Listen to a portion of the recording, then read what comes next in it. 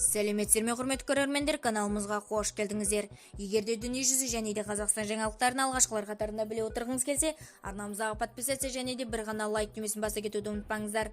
Лайк түймесін басқан қолдарыңыз Кейбатулланың қабырғаларын ұстау нәсіп етсін. Ал ендеше бастадым. Қазақстанда баспана бағасы арзандады. Меруерт Сағымхан 11.05.2023 15.27.117. Фото бақ.кз.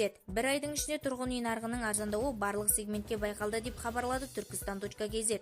Ұлттық статистика бюросының мәліметінше, жаңа тұрғын үйдің сату бағасы 0,6%, пәтерлердің қайта сатуы 1,5% төленеді.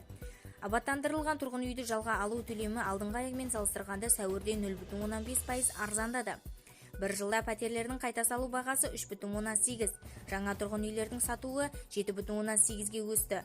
Абаттандырылған тұрғын үйдің жалға алу төлемі өткен жылға тиісті аймен салыстырғанда 2023 жылға сәуірде 27,6% артты. Өңірлер бөлінісінде жаңа пәтерлердің бағасы жылдық мәнде Ақтөбеде 25,4%, және де Ақтауда 24,8% қалаларында едәуір қымбаттады.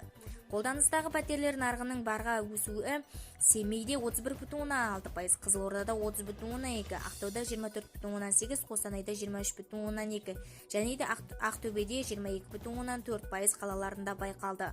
Ал тұрғын үйдің жалға алу нарығында баға Көкшетауда 45,5%, Петропавлда 45,2%, Алматыда 43,9%, Ақтауда 41,1%, және де Қостанайда 40,8% қалаларында айтарлықтай өсті делінген хабарламаларда. Бізді тамашалауды жалғастырыңыздар және де бір ғана лайк түймесін басып сау саламатта болыңыздар.